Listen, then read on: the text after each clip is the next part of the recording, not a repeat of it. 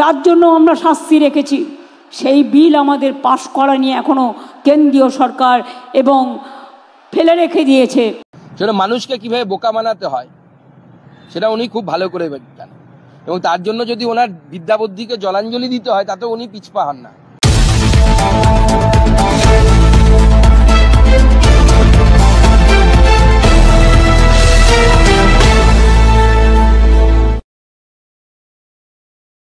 আমরা কখনো আমাদের কোনো কথা থেকে আমরা কখনো মনে রাখবেন দূরে সরে যাই না। আপনারা দেখেছিলেন আর.জি. কর কেসে আমি বলেছিলাম আমরা ফাঁসি চাই। যারা এত পৈশাচিক অত্যাচার করে, যদি কেউ দানবিক হয়, যদি কেউ পাশবিক হয়, তাহলে সমাজ কি মানবিক হতে পারে? সমাজকে মানবিক করতে হবে। মা বোনদের সম্মানের স্বার্থে আমরা অপরাজিতা বিল পাশ করেছি অ্যাসেম্বলিতে। আমরা ডেথ পেনাল্টি রেখেছি, সেখানে আমরা শাস্তি রেখেছি, এবং অ্যাসিডেও অনেক সময় মুখটুক পুড়িয়ে দেয়, তার জন্য আমরা শাস্তি রেখেছি। সেই বিল আমাদের পাশ করা নিয়ে এখনও কেন্দ্রীয় সরকার এবং ফেলে রেখে দিয়েছে। আমরা চাই সেটা একটা মডেল তৈরি হোক এবং দেশে এটা মেনে নেওয়া হোক। যাবজ্জীবন মানেটা কি? অনেক কেসে আমরা দেখেছি 2-3 বছরে বেরিয়ে গেছে, পেরোলে বেরিয়ে যায়। তারে অন্যায় করেও তাকে ক্ষমা করে দেব কেন বলবে? এই কেসটা আমি সত্যি শক, বলতে পারেন আমি নিজেও একজন লয়ার ছিলাম, আমি আইনটা পড়েছি। কুমারগঞ্জে যখন গুলি চলেছিল পার্থ সিংহ বর্মনের ওপরে, সেদিন বালুরঘাট কোর্টে ছাত্রছাত্রীদের হয়ে আমি একটা কোর্ট পড়ে দাঁড়িয়েছিলাম এবং ছাত্রছাত্রীদের ছাড়িয়ে এনেছিলাম। আইনটা আমি একটু একটু হলেও বুঝি। আমি অনেকগুলো কোর্টে কেস করেছি, টাকার জন্য নয়, মানবিকতার স্বার্থে। কি করে বলেন জাজমেন্ট? একটা জাজমেন্ট আমার পছন্দ হয়নি, যে it is not a rare of the rarest case. আমি মনে করি yes, it is a rare, sensitive and very very heinous crime. এবং ক্রাইম করে যদি কেউ বেঁচে যায়, সে তো আবার ক্রাইম করবার চেষ্টা করবে। আমি আপনাদেরকে কয়েকটি জায়গা পড়ে শোনাতে চাই। ইট ওয়াজ হিজ এভিডেন্স দ্যাট, আমি সেই রায় থেকে পড়ছি, পেজ নাম্বার 150।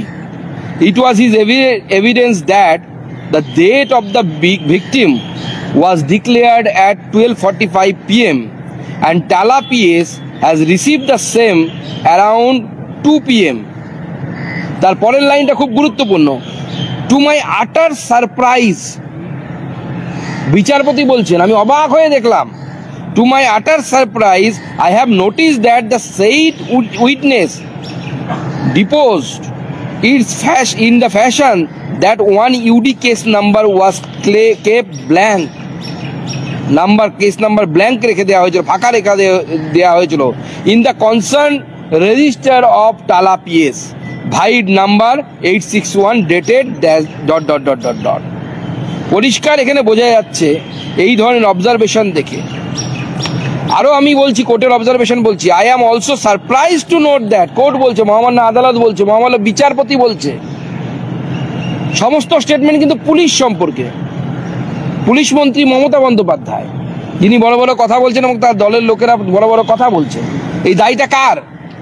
এই যে বিচারপতি বলছেন, I am also surprise to note that the সেইজ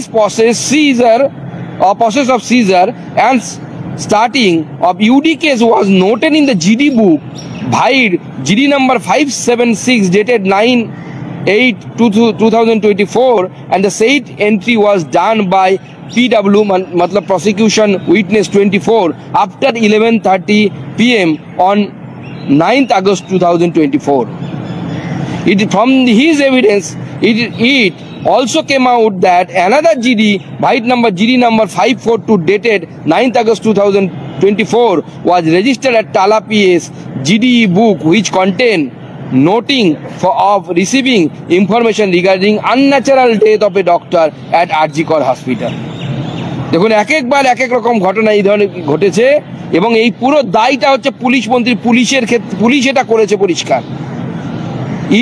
It was his admission that GD number 452 dated same was in his own handwriting, and he had noted the same after coming back from the scene of crime, mentioning at the time 10 AM when he was not physically present at Tala PS.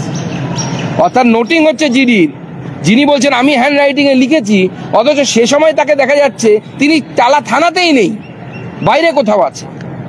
এই ধরনের একের পর এক ঘটনা এই জাজমেন্টের মধ্যে লিপিবদ্ধ আছে। আমি আরও একটা পোর্শন পড়ছি। This evidence of one SI of police is an eye opener, চোখ খুলে দিয়েছে, that police stations are treating the cases in a very indifferent manner. Paschimbanga police সম্পর্কে বলছে, দায়টা কার? মুখ্যমন্ত্রী নেবেন না? তিনি পুলিশ মন্ত্রী না? তার লজ্জা লাগে না যে তার সম্পর্কে, তার পুলিশ সম্পর্কে কোর্ট, মহামান্য আদালত এই কথা বলছে?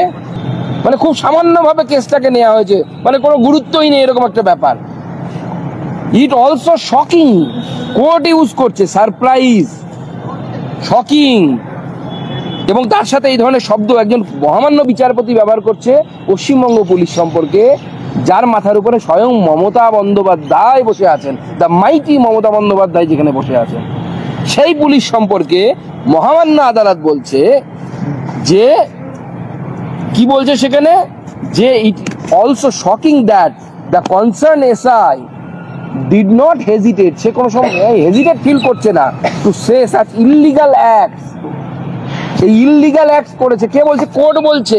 কে করেছে? একজন SI করেছে, মমতা বন্দ্যোপাধ্যায়ের SI। এবং কোথায় দাঁড়িয়ে বলেছে? Standing in the witness box, কোর্টের সামনে দাঁড়িয়ে একজন SI যে ইনভেস্টিগেশনে জড়িত বা যে থানায় ছিল, তিনি তার জিডি লেখা নিয়ে এই ধরনের অনৈতিক কথা বলেছেন, সেটা তার কোনো হেজিটেশন ছিল না, তার মধ্যে বিন্দুমাত্র অনুশোচনা ছিল না। এটা মমতা বন্দ্যোপাধ্যায়ের পুলিশ সম্পর্কে মহামান্য আদালতের অবজারভেশন। এবং শুধু তাই নয়, এভিডেন্সের সাথে বারবার যে ছেলে খেলা হয়েছে, সেটাও কোর্টের রায়ের বিভিন্ন জায়গায় হয়েছে। আমি কোর্টের রায় থেকে আপনাদেরকে পড়ে শোনালাম। এবং প্রত্যেকটা ছত্রে ছত্রে আদালত টালা থানার যে রোল, পুলিশ স্টেশনের যে রোল, সেই রোল এবং হসপিটাল অথরিটির রোল এবং নেগলিজেন্সি, এই সমস্ত বিষয়কে কিন্তু আদালত বারবার সামনে এনেছে। তাই আজকে যারা বলছে, CBI-এর কথা বলছে যারা, তাদের এই কোর্টের রায়টা আমি ভালো করে পড়তে বলবো, তৃণমূলের নেতাদেরকে ভালো করে পড়তে বলবো। মমতা বন্দ্যোপাধ্যায়ের যদি সৎ সাহস থাকে, যদি পুলিশ মন্ত্রী হিসেবে উনি দায়িত্ব নেওয়ার মতো ক্ষমতা ওনার থাকে, তাহলে বাংলার জনগণের সামনে এসে তার পুলিশের এই অপদার্থতার জন্য, অপকর্মের জন্য পুলিশ মন্ত্রী হিসেবে তিনি ক্ষমা চাইবেন। তার ক্ষমা চাওয়া উচিত, বাংলার মানুষের সামনে ক্ষমা চাওয়া উচিত, নির্যাতিতার মা বাবার কাছে ক্ষমা চাওয়া উচিত। কারণ তার পুলিশ এবং হসপিটাল যে রোল প্লে করেছে, যে নেগলিজেন্স করেছে, যে ধরনের ইললিগাল অ্যাক্ট করেছে, আমরা বলছি না, কোর্ট বলছে, সেই বিষয়ে মমতা বন্দ্যোপাধ্যায়ের গোটা বাংলার জনগণের সামনে ক্ষমা চাওয়া উচিত বলে আমার মনে হয়। সুকান্ত দা, এই যে কালকে রায়ের পর দেখা গেল যে ফাঁসি না দিয়ে আজীবন কারাবাস, রাজ্য সরকার এর বিরুদ্ধে আদালতে, উচ্চ আদালতে যাচ্ছে, কেন ফাঁসি না? দেখুন, রাজ্য সরকারের দুটো কারণ আছে। এক, এই যে এই বিষয়গুলো যদি সামনে চলে আসে, যে ছত্রগুলো আমি আপনাদের সামনে তুলে ধরলাম কোর্টের রায় থেকে, আমার কথা না, আমি প্রেস কনফারেন্সের জন্য লিখে নিয়ে আসিনি, কোর্টের প্রিন্ট আউট নিয়ে এসেছি কোর্টের রায়। এতে যেন নজর না যায়, সেই জন্য তাড়াতাড়ি, যত তাড়াতাড়ি যাওয়া সম্ভব উচ্চ আদালত অর্থাৎ হাইকোর্টে চলে গেল। শুধু তাই নয়, তার সাথে সাথে এই যে নেগলিজেন্স, এভিডেন্স মেটানো, এবং তার সাথে সঞ্জয় রায়ের বারবার বলা আমি এতে জড়িত নই, রাজীব কুমারের সাথে জড়িত, আমাকে ভয় দেখানো হয়েছে, যত তাড়াতাড়ি সম্ভব সঞ্জয় রায়কে ধনঞ্জয় করে ফেলা, অর্থাৎ সঞ্জয় রায়ের মুখটা যত তাড়াতাড়ি বন্ধ করানো যায়। কারণ মহামান্য আদালত বা উচ্চ আদালত বা সুপ্রিম কোর্ট যেহেতু অবজারভেশনে রেখেছে, সুপ্রিম কোর্ট যদি কোনো কারণে এই অর্ডার দিয়ে দেয়, যে সিবিআই এই অ্যাঙ্গেলটাও ইনভেস্টিগেট করে দেখুক, তাহলে কিন্তু মমতা বন্দ্যোপাধ্যায় এবং তার সরকার বিপদে পড়বে। বিশেষ করে সঞ্জয় রায় যদি সন্দীপের নাম নিয়ে নেয়, ডক্টর সন্দীপ ঘোষের নাম নিয়ে নেয়, তাহলে কিন্তু কেঁচো খুঁড়তে কেউটে কেন সেই বিষাক্ত সাপরাও বেরোবে, যেই সাপের কথা আমি বলেছিলাম।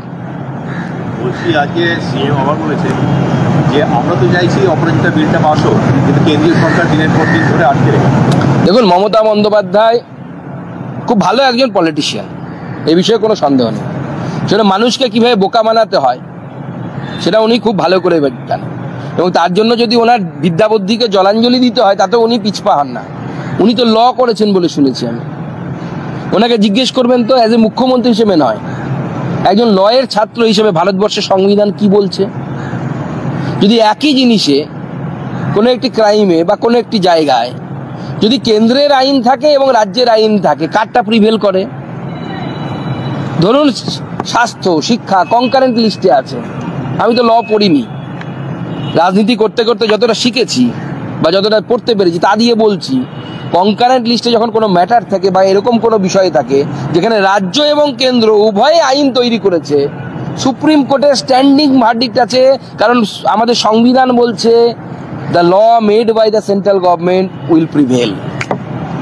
সেটা কোনো কেন্দ্র সরকার ভারতবর্ষের বর্তমানে আমরা আছি, ভবিষ্যতে যদি অন্য কেউ আসে, কোনো রাজ্য সরকারের আইনকে বৈধতা দিতে পারবে না, কারণ সংবিধান বিরুদ্ধ কাজ হবে।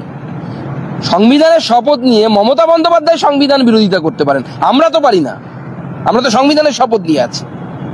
মমতা বন্দ্যোপাধ্যায় আজকে বলছেন যে মাফিয়া রাজ কোনোভাবেই বরদাস্ত করা হবে না, কিন্তু 13টা বছর সময় লাগলো ওনার এই মাফিয়া রাজ। 13 বছর কেন, এখন মাফিয়া রাজ যদি উনি বন্ধ করে পার্টিটা উঠে যাবে তো।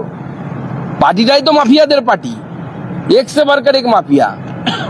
কেউ এখানে পুকুর বুঝিয়ে বিল্ডিং তৈরি করছে, কেউ নদীর বালি চুরি করে বিক্রি করে দিচ্ছে, কেউ কয়লা বিক্রি করছে, যে যেখানে পারছে যেখান থেকে যা পারছে বিক্রি করে। মাফিয়াদেরই পার্টি তো, পুরো পার্টিটাই হচ্ছে মাফিয়াদের একটা কোম্পানি। তাদের পলিটিক্যাল শেল্টার দরকার, সেই শেল্টারের জন্য একটা পার্টি তৈরি করেছে। সিপিএম আমলে এই সমস্ত গুন্ডারা পেছন থেকে সিপিএমকে ভোটে সাহায্য করতো, সাদা থান পাঠাতো, মারামারি করতো ভোটের সময়, কিন্তু তৃণমূল এদেরকে টেনে এনে নেতা বানিয়েছে। শওকত মোল্লা সিপিএম আমলে রাজ্জাক মোল্লার ঘরের সামনে বেঞ্চ নিয়ে বসে থাকতো, সেই শওকত মোল্লাকে এখন তৃণমূল নেতা করেছে গুন্ডাটাকে। মালদায় গিয়ে মমতা বন্দ্যোপাধ্যায় আজকে বলছেন যে কোনো বাড়িতে যেন জঙ্গিরা আশ্রয় না পায় সেটা দেখবেন। গ্রামবাসীদের বলছেন, মালদাবাসীদের মানে বলে ভারতবর্ষ ঢুকছে, মালদায় ঢুকছে। দেখুন, মুখ্যমন্ত্রী মমতা বন্দ্যোপাধ্যায় তার কাছে প্রত্যেকটি ইনফরমেশন আছে, কোথায় কোথায় কোন জঙ্গিরা এবং তার পার্টির লোকেরা কোন জঙ্গিদেরকে আশ্রয় দিয়েছে। মমতা বন্দ্যোপাধ্যায়কে তো চ্যালেঞ্জ করছি, ওনার যদি ক্ষমতা থাকে উনি ওনার পার্টির প্রতিনিধি দিক বা উনি নিজে আসুন, আমরা নিয়ে গিয়ে উত্তর 24 পরগনা এবং দক্ষিণ 24 পরগনায় ভেরি এলাকায় দেখিয়ে দেবো কিভাবে রোহিঙ্গাদেরকে সেখানে বসতি তৈরি করা হয়েছে। কলকাতায় লাস্ট 10 বছরের মধ্যে কোথা থেকে অজানা লোক, মুসলিম তারা ধর্মে, তারা এসে ভারতবর্ষের নাগরিক নয়, তারা বাড়ি করে ফেলেছে, মানে ঝুপড়ি তৈরি করে ফেলেছে। তার মধ্যে থেকে কেউ জঙ্গি হবে না। ইউরোপ এখন পস্তাচ্ছে যে তারা সেই সময় যুদ্ধের সময় যে সমস্ত রিফিউজিদেরকে জায়গা দিয়েছিল, আজকে তারা সেখানে বোম বিস্ফোরণ করছে, কোথাও গাড়ি চাপিয়ে দিচ্ছে ইউরোপিয়ানদের উপরে। তারা এখন অন্যরকম ভাবতে শুরু করেছে। গোটা ইউরোপ জুড়ে রাইট হ্যান্ড পলিটিক্সের উত্থান হচ্ছে এবং তারা পোল্যান্ডের পথে হাঁটছে। এমনি হাঁটছে নাকি? ইউরোপের লোকেরা কি কম শিক্ষিত নাকি? মমতা বন্দ্যোপাধ্যায় যে কথা বলছেন, ভাবের ঘরে চুরি করছেন উনি এবং ওনার পার্টির লোকেরা, উগ্রপন্থীদেরকে আস্তানা দেওয়ার জায়গা করছেন।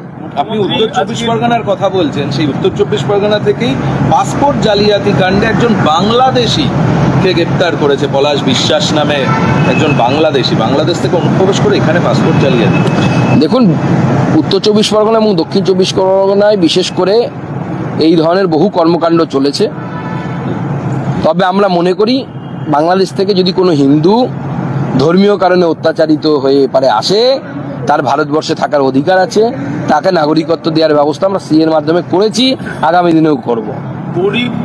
গরিবদের ভালোবাসুন, টাকায় সব হয় না, চরিত্র মানবিকতা এগুলো আনুন। দলের নেতাদের আজকে বললেন না, এত বছর পর, 13-14 বছর পর, তাহলে এটা মনে হচ্ছে কেন?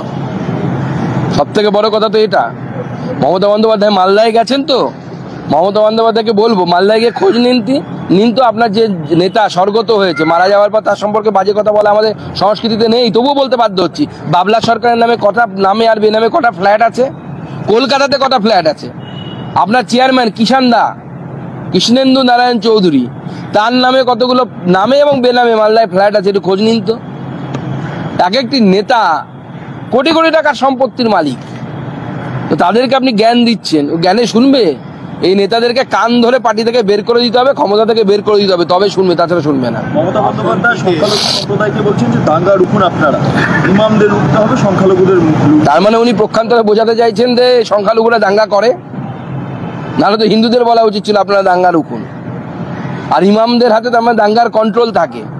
মুখ্যমন্ত্রী এটা পক্ষান্তরে বার্তাও দিতে চাইছে যে ইমামদের হাতে রেগুলেটর আছে, কখন দাঙ্গা করবে, কখন দাঙ্গা করবে না, কখন দাঙ্গা কমাবেন, কখন দাঙ্গা বাড়াবেন। এবং এটাই আমার মনে হয় বাকি পশ্চিমবঙ্গবাসীর অর্থাৎ হিন্দু যারা আছি তাদের বোঝার সময় এসেছে। আমরা যদি একত্রিত না হয়, মমতা বন্দ্যোপাধ্যায় ইমামদেরই নাম নেবেন, পুরোহিত পণ্ডিতদের নাম নেবেন না, অন্য হিন্দুদের নাম নেবেন না। এখন রাজনৈতিকভাবে একসাথে ভোট প্রয়োগ করুন, দেখবেন মমতা বন্দ্যোপাধ্যায় আপনার পা ধুইয়ে দিচ্ছে হিন্দুদের। বলছি একটা বিষয়, আপনি একটু ইউরোপের প্রসঙ্গ উত্থাপন করেছিলেন এই বিষয়টাকে সামনে রেখে, এ রাজ্যের ক্ষেত্রে কি এই ফোর্থ রাইট বলে যে পলিটিক্সটা বা যে ফার পলিটিক্স, সেটা কি এখানে উত্থান হওয়ার কি প্রয়োজনীয়তা রয়েছে বলে মনে করছেন, যা পরিস্থিতি রাজ্যে টানা বাঁধছে? দেখুন, যেভাবে রাজ্যে একের পর এক উগ্রপন্থী প্রবেশ, উগ্রপন্থী গ্রেপ্তার এবং এই ধরনের ঘটনা ঘটছে, বাংলা যা একসময় জাতীয়তাবাদের উৎসস্থল ছিল, গোটা ভারতবর্ষের জাতীয়তাবাদের জন্ম হয়েছিল এই বাংলায়। বন্দে মাতরমের মতো মহান মন্ত্র এই বাংলায় রচিত হয়েছিল। তো স্বাভাবিকভাবে এই বাংলাতে আগামী দিনে জাতীয়তাবাদের আরও বেশি স্ফুরণ করবে। অলরেডি স্ফুরণ শুরু হয়ে গেছে, মানুষ বুঝতে পারছে। বিশেষ করে বাংলাদেশের ঘটনা দেখার পর পশ্চিমবঙ্গবাসী বুঝতে পারছেন এবং আগামী দিনে এই ধরনের জাতীয়তাবাদী চিন্তা ভাবনা পশ্চিমবঙ্গে আরও বাড়বে। বাসন্তীতে একটা ঘটনা ঘটেছে, আপনি জানেন, একটা মেয়ে, কিশোরী মেয়ে দীর্ঘদিন ধরে নিখোঁজ ছিল। কালকে মাটি হাল চাপের জন্য মাটি খুঁড়তে গেছে, বডি বেরিয়েছে। এই নিয়ে আজকে গোটা বাসন্তী অভিজ্ঞতা, তাহলে গোটা দক্ষিণ 24 পরগনাতেই এই ধরনের ঘটনা ঘটছে। হয়তো দেখবেন রেপ করে মেরে দেওয়া হয়েছে, তদন্ত হবে, তদন্ত হলে ধরা পড়বে। আর কোনো কিছুই তো থামছে না। অলরেডি উত্তরবঙ্গে থেকে খবর আসছে যে আবার স্যালাইন ওই বিষাক্ত স্যালাইন ব্যবহার করার ফলে আরেকজন মহিলার মৃত্যু ঘটেছে। একের পর তো এক ধরনের ঘটনা ঘটছে এবং সব ক্ষেত্রে দেখতে পাচ্ছি আমরা ভিকটিম হচ্ছে মহিলারা, মেয়েরা। মাননীয় মুখ্যমন্ত্রী লক্ষ্মীর ভাণ্ডার দিয়ে এটা কনফার্ম করে দিয়েছে যে মহিলাদেরকে তার পার্টির লোকের এবং তার পার্টির আশ্রিত গুন্ডারা ধর্ষণ করবে, তাদের মাটিতে পুঁতে দেবে, বা কখনো মুখ্যমন্ত্রীর কাছের লোকের সাপ্লাই করা স্যালাইন, বিষাক্ত স্যালাইন দিয়ে মহিলাদের জীবন নেওয়া হবে।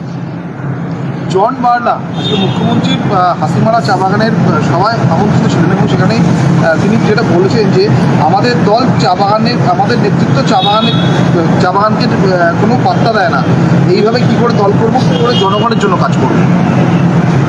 দেখুন, ওনার জনগণের জন্য যদি কাজ করার ইচ্ছে থাকে জনগণের জন্য কাজ করুন, কোনো অসুবিধা নেই। জনগণের কাজ করতে গেলে আগামী দিনে উনি কি পরিকল্পনা করছেন তার উপর আমরা ভিত্তি করে উনি জনগণের জন্য কি কি কাজ করেছেন তার হিসেব আপনাদের সামনে তুলে দেবো। উনি আরও বলছেন আমাদের কর্তারা ঝিমিয়ে পড়েছে, আদিবাসীদের হয়ে কথা বলবে এমন কোনো নেতা নেই দলে। দেখুন, ভারতীয় জনতা পার্টি একমাত্র রাজনৈতিক দল যিনি একজন আদিবাসীকে জেনারেল সিট থেকে মেম্বার অফ পার্লামেন্ট করে নিয়ে এসেছে, তার নাম হচ্ছে খগেন মুর্মু। বিগত বামফ্রন্টের 34 বছর দেখে নিন, তৃণমূলের 13 বছর দেখে নিন, উদাহরণ খুঁজে পাবেন না যে কোনো জেনারেল সিট থেকে কোনো এসটিকে নির্বাচনে লড়িয়েছে।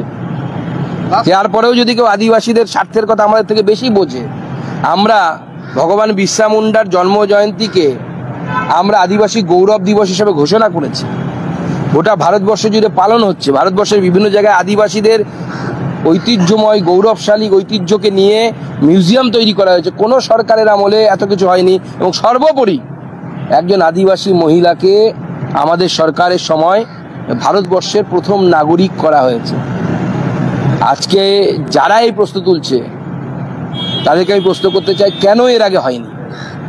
কেন এর আগে কোনো আদিবাসী মহিলা, আদিবাসী কোনো সমাজ থেকে কেউ রাষ্ট্রপতির মতো গুরুত্বপূর্ণ পদে বসেননি? কেন কোনো জেনারেল সিট থেকে একজন আদিবাসীকে ভোটে দাঁড় করানো হয়নি?